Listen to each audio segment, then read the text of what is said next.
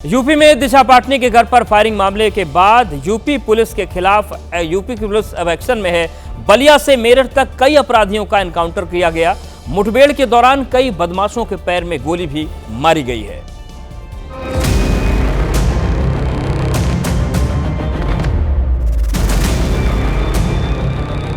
UP में योगी police के खौफ की ये सबसे नई तस्वीर है। दिशा पाटनी के घर पर फायरिंग करने वाले 2 मार गिराए गए, तीसरा पकड़ा गया तो पुलिस के सामने गिड़गिड़ाने लगा। पर सर कभी यूपी में नहीं आएंगे सर, कभी नहीं आएंगे सर बाबा जी की पुलिस के आगे। इसके अलावा यूपी के कई जिलों से एनकाउंटर की तस्वीरें आई हैं। यूपी के बलिया, मथुरा, मेरठ और मुजफ्फरनगर के अलावा कई जिलों में पुलिस ने बदमाशों का हौसला इसी तरह तोड़ दिया। मुठभेड़ के बाद जमीन पर पड़ा ये बदमाश, इसका नाम नीतीश कुमार उर्फ मोहन सिंह है, बलिया में लूट और हत्या की वारदात को अंजाम दिया था। मथुरा में एनकाउंटर के दौरान 3 बदमाशों के पैर में गोली लगी, जिसके बाद वो लंगड़ाते दिखे। ये तीनों हथियार बनाने की अवैध फैक्ट्री चला रहे थे। मेरठ में एनकाउंटर के दौरान नावेद नाम के बदमाश के पैर में गोली लगी, जिसके बाद वो लंगड़ाता हुआ दिखाई दिया। मोबाइल चोरी और मारपीट के मामले में पुलिस ने नावेद समेत 3 साथियों को गिरफ्तार किया है, जबकि चौथा फरार है। टोल मैनेजर हत्या मामले में मुजफ्फरनगर पुलिस ने तुरंत एक्शन लेते हुए 3 आरोपियों को मुठभेड़ के दौरान गिरफ्तार कर लिया। पुलिस की जवाबी कार्रवाई में 2 आरोपियों को गोली लगी और तीसरा साथी कार में मिला।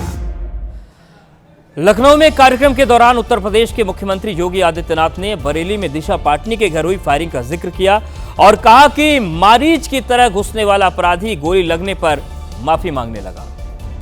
आपने कल देखा होगा, महिला संबंधी अपराध में संलिप्त एक अपराधी बाहर से आया था और संभवतः मारीच की तरह घुसा था, लेकिन जब यहाँ की पुलिस की गोली ने उसकी शरीर को छलनी किया तो कल वो चिल्ला रहा था कि साहब मैं गलती से उत्तर प्रदेश की सीमा में आ गया हूं, आगे से ये दुस्साहस नहीं करूंगा।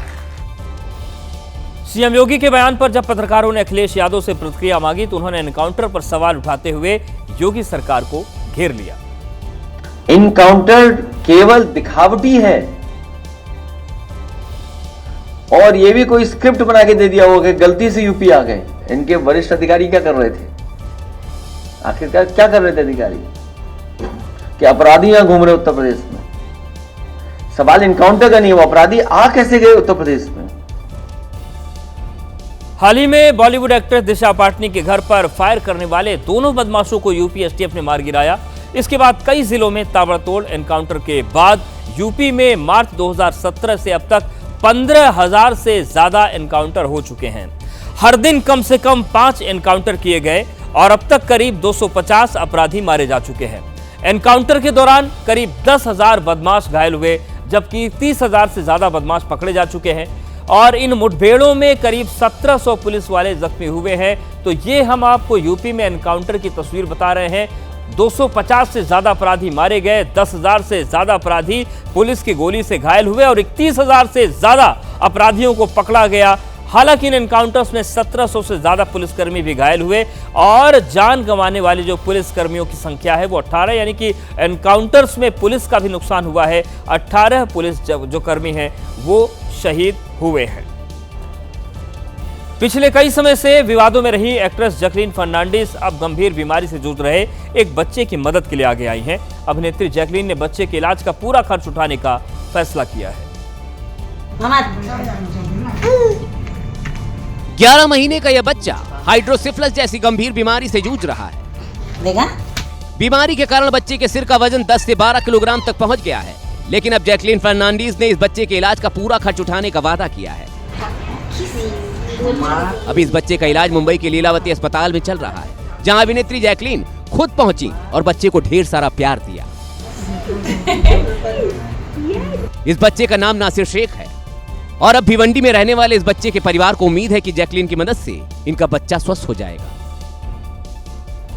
उत्तर प्रदेश के झांसी का एक रेस्टोरेंट उस वक्त रण का मैदान बन गया जब मामूली विवाद पर जमकर मारपीट हुई और रेस्टोरेंट संचालक ने ग्राहक पर लाल मिर्च पाउडर डाल दिया। क्रूरता की सारी हदें पार कर कैसे ग्राहक की आंखों में लाल मिर्च का पाउडर डाला गया। वो आंखों को मलता, कुछ संभलता, तभी होटल कर्मियों ने उस पर डंडा दे मारा। तस्वीरें झांसी के इलाही चौराहे की हैं। बताया जा रहा कि जिनकी पिटाई हुई वो इलाके की दबंग हैं और ग्राहक बनकर रेस्टोरेंट पहुंचे थे। किसी बात पर रेस्टोरेंट संचालक और ग्राहक आमने सामने आ गए। इसके बाद शुरू हुआ असली संग्राम।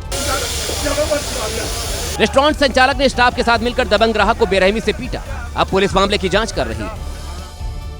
प्रधानमंत्री नरेंद्र मोदी का 17 सितंबर को जन्मदिन था। इस दिन पूरे देश के साथ साथ महाराष्ट्र के कोल्हापुर में भी धूमधाम से पीएम का बर्थडे सेलिब्रेट हुआ और इस दिन जन्मी बच्चियों को स्पेशल गिफ्ट दिए गए। 17 सितंबर ये दिन परिवारों के लिए दोहरी खुशी लेकर आया। घर में लक्ष्मी का जन्म हुआ और तोहफे में सोने की अंगूठी मिली।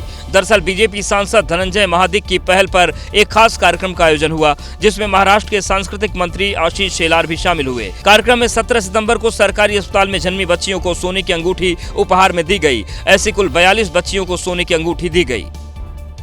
अमेरिका के शिकागो में ट्रंप सरकार की नई इमिग्रेशन नीति परेशान होकर हजारों लोग अब सड़कों पर उतर आए हैं। Immigration and customs enforcement agents शहर में अवैध प्रवासियों और अपराधियों को पकड़ने के लिए ताबड़तोड़ छापेमारी कर रहे हैं। 1 सितंबर से शुरू हुए प्रदर्शन अब ब्रॉडव्यू आईसीयू डिटेंशन सेंटर जैसे इलाकों में फैल गए हैं। Immigration and custom enforcement agents शहर में अवैध प्रवासियों और अपराधियों को पकड़ने के लिए ताबड़तोड़ छापेमारी कर रहे हैं। छापों के दौरान टीयर गैस और रबर बुलेट्स का इस्तेमाल किया जा रहा है। कई लोग घायल हुए हैं तो अब तक सैकड़ों गिरफ्तारियां हो चुकी हैं। प्रदर्शनकारी मांग कर रहे हैं कि छापे बंद हो और इमिग्रेंट्स को निष्पक्ष कानूनी प्रक्रिया का हक मिले।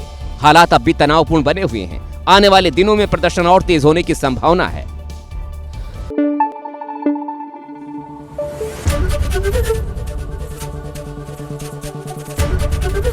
एबीपी न्यूज आपको रखे आगे।